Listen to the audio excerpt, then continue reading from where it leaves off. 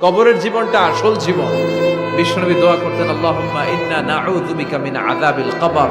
আল্লাহ, আমি আপনার কাছে কবরের আযাব থেকে পানাহ চাই, কবরের আযাব থেকে বাঁচতে চাই। এই কবরের মধ্যে অনেক ফিতনা হবে, অনেক সুয়াল হবে। কবরে প্রশ্ন আছে না নাই? কথা বলেন। প্রথম প্রশ্ন জিজ্ঞেস করা হবে, মার রব্বুক, তোমার রব কে? বলেন, আমাদের রব কে? ওয়া মা দীনুক, তোমার ধর্ম কি?